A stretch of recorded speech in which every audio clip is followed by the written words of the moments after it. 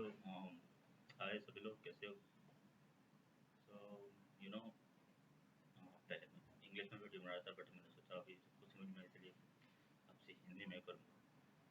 Okay, and thank you कि आप लोग मेरे टेलीग्राम चैनल से जुड़े हुए हैं, मुझे एक्साइटमेंट देते हैं, एक्साइट करते हैं कुछ नया करने के लिए, कुछ अच्छे पिक्स देने के लिए। So thanks a lot. Same इसी तरह से आप यूट्यूब से भी जुड़े रहिए।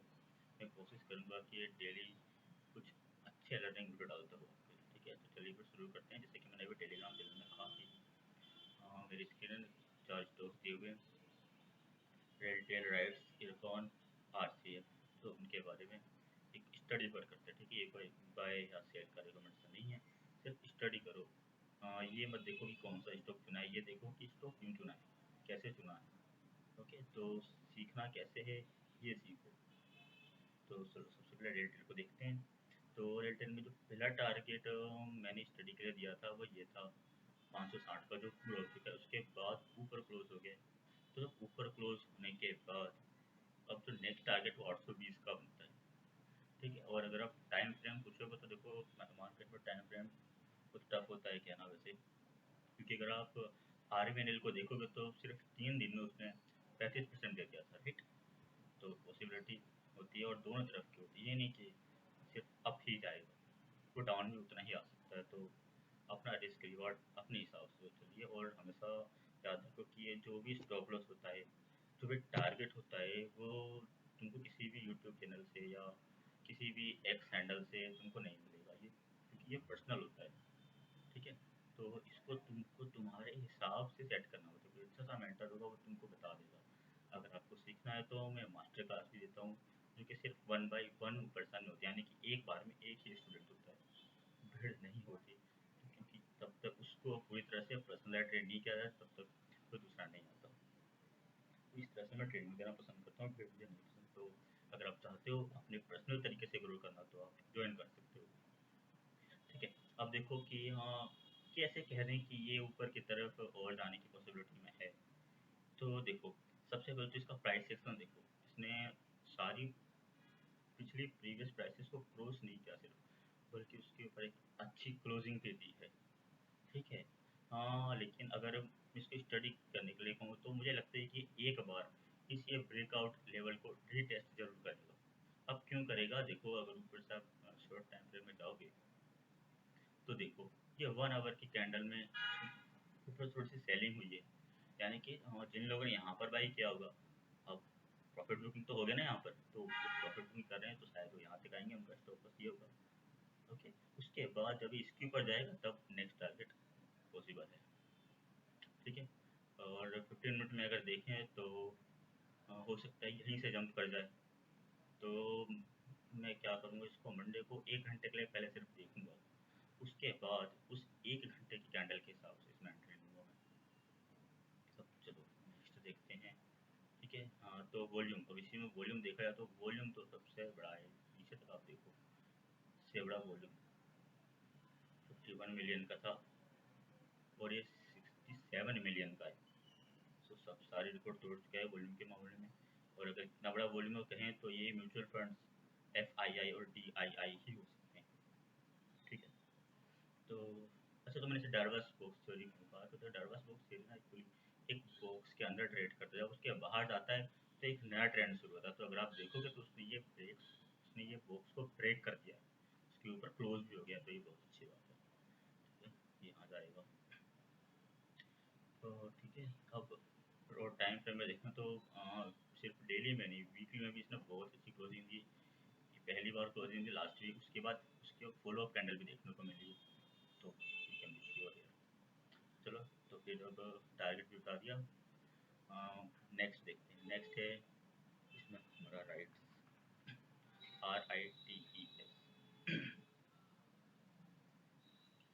ठीक है, तो अगर इसमें वीकली ट्रेंड देखें तो पिछले प्रीवियस ब्रेकआउट को उसके ऊपर 2 3 4 पॉइंट से सस्टेन भी किया है, और कैंडल भी अच्छी बनी, यानी कि देखो इस कैंडल को देखोगे तो नीचे से बनी हुई है, यानी कि बाय ऑन द डिप किया हुआ है। ठीक है, अब डेली में इसको देखते हैं। सो हाँ, क्लोजिंग ऑब्वियसली पिछले ब्रेकआउट के ऊपर ही हुई है, यानी कि इसने भी बॉक्स के ऊपर क्लोजिंग दिया, बट स्टिल मैं इसको भी वॉच करूँगा जब तक कि इसके ऊपर नहीं जाता ना 800 के ऊपर, तब तक मैं इसको देखूँगा अभी। अब इसमें एंट्री नहीं लूँगा, कम से कम 800 के ऊपर जाए, इसके ऊपर 1 घंटे की कैंडल क्लोज हो जाए, फिर इस पर मैं एंट्री लेने की सोच सकता हूँ। क्योंकि मैं फिर से कहना चाहूँगा कि ये कोई बाय या सेल के लिए कोई रिकमेंडेशन नहीं है, सिर्फ सीखो, ये सीखो कि सीखना कैसे, देखना क्या होता है स्टॉक में। ठीक है, इसका प्राइस समझ लिया। अब वॉल्यूम भी देखें तो इसमें लिक्विडिटी काफ़ी अच्छी है, 14 मिलियन, राइट, बाकी जो कि पिछले दिनों के वॉल्यूम से काफ़ी ज़्यादा है। ठीक है, तो यहाँ से देखिए, अब पिछली बार इतना वॉल्यूम आया था तो काफ़ी अच्छा आपको देखने को मिला था, तो हो सकता है यहाँ से भी अच्छा आपको देखने को मिले। इतना मूव था, देखोगे इस ब्रेकआउट के बाद ऑलमोस्ट 45% काफ़ी अच्छा स्टॉक है, राइट। ओके, टाइम फ्रेम देखिए, मैंने वीकली बता दिया, ये सब बता दिया। तो अगर आप देख रहे हो तो ये यहाँ पे इंट्राडे नहीं है, बता रखना, स्टडी हम करने लॉन्ग टर्म के लिए, ठीक है, इन्वेस्टिंग नॉट ट्रेडिंग। ओके, अब जो नेक्स्ट है वो आता है हमारा IRCON।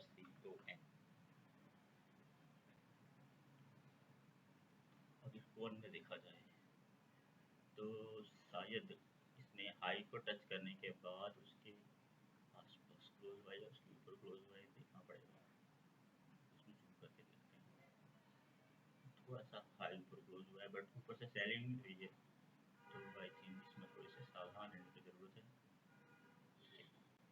तो हम क्या करते हैं ऐसी सिचुएशन में जब ऐसी कैंडल बनती है तो पहले तो ट्रेंड लाइन पकड़ो पीछे से, कि कोई ट्रेंड लाइन तो नहीं मिल रही है आपको, अगर मिल रही है तो देखो उसमें क्या है, सपोर्ट कहाँ पर, तो आप देखोगे तो ये इसका सपोर्ट देखो, पिछले 1 2 3 4 कैंडल इस सपोर्ट को बहुत अच्छे से बना कर रखा है ना, तो ये इसका सपोर्ट हो गया। तो मेरे ख्याल से अगर ये चाहेगा तो एक बार इसको टेस्ट कर सकता है, या इसके आसपास नहीं जाकर फिर से बाउंस बैक कर सकता है। ठीक है, उसमें वॉल्यूम भी काफ़ी अच्छा है प्राइस एक्शन के साथ साथ, बट हाँ मैं एक बार इसके हाई को ब्रेक करने के बाद ही इस स्टॉक को देखूँगा, अभी तो नहीं। कौन हो गया, और RCF नेक्स्ट है हमारा। ठीक है, तो RCF देखते हैं जी, केमिकल एंड फर्टिलाइजर कंपनी।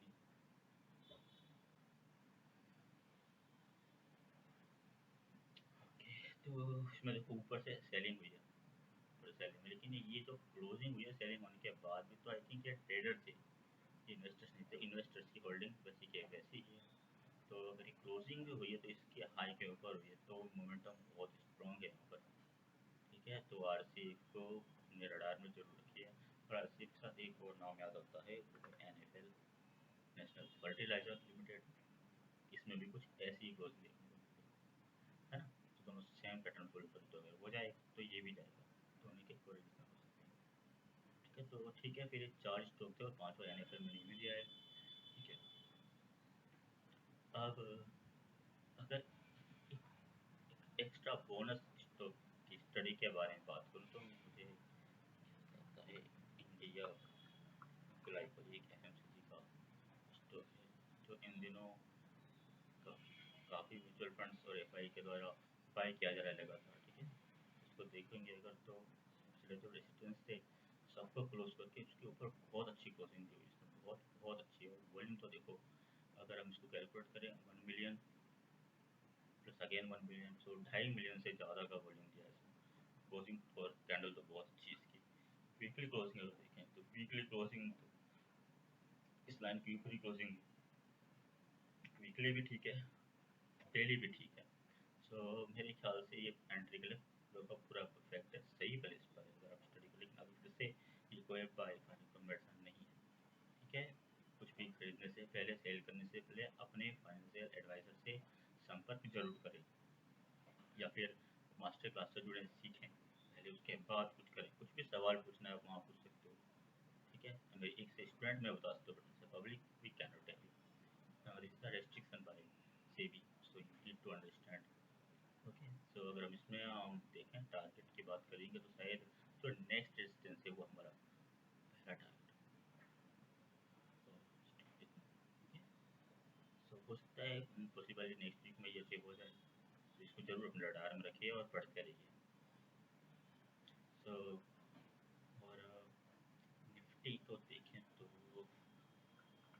ये निफ्टी है, देखते हैं मार्केट का क्या हाल चाल है।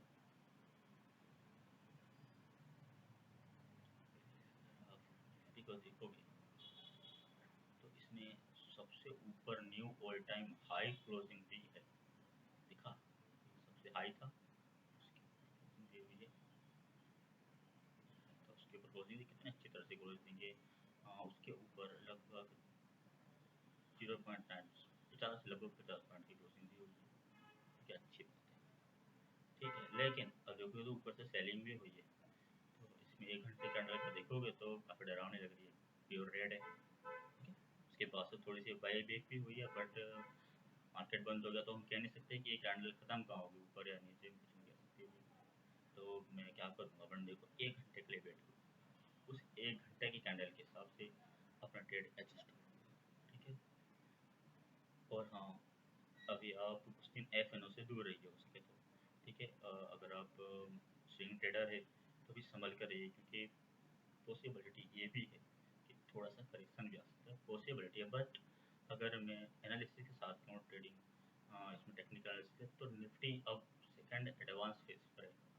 सेकंड फेज का मतलब होता है कि एक नया ट्रेंड शुरू हुआ है जो जल्दी नहीं रुकेगा, यानी कि ओवरऑल ट्रेंड हमारा बुल ही रहेगा, और बुल में बने रहने के लिए देखिए थोड़ा सा करेक्शन तो होता रहता है, थोड़ा सा करेक्शन, फिर थोड़ा सा करेक्शन तो लाजिमी है और ज़रूरी भी बहुत होता है। तो डरिए मत, ये मत सोचिए कि करेक्शन होगा होगा मैं वेट करूँगा, ऐसा कुछ नहीं होने वाला अभी, कह नहीं सकते कहने का मतलब। तो just go with the trend, okay. Trend is your friend but until it ends, so remember. तो ये बात आपके लिए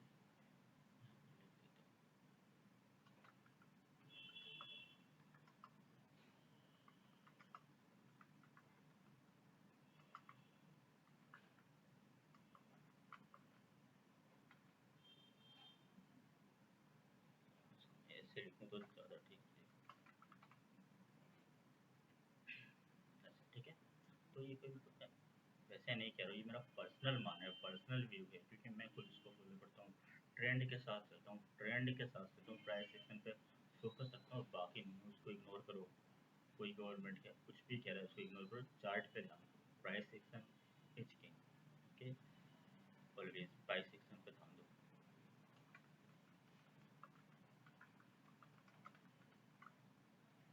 प्राइस एक्शन इज किंग, हमेशा इस पर ध्यान दो। ठीक है, सो अभी के लिए इतना ही, बाय। अगर आपके पास कोई क्वेश्चन है और किसी स्टॉक के बारे में स्टडी का आप वीडियो चाहते हैं, तो प्लीज़ प्लीज़ मुझे कमेंट में बताइए। वैसा करने से क्या है, मुझे भी आइडिया है कि मुझे नेक्स्ट वीडियो किस पर बनाना चाहिए, और साथ ही साथ आपकी क्वेरीज भी सॉल्व होती जाएगी। ओके, सो थैंक्स मेरे साथ में यहाँ रहने के लिए। मिलता हूँ नेक्स्ट वीडियो में, बाय।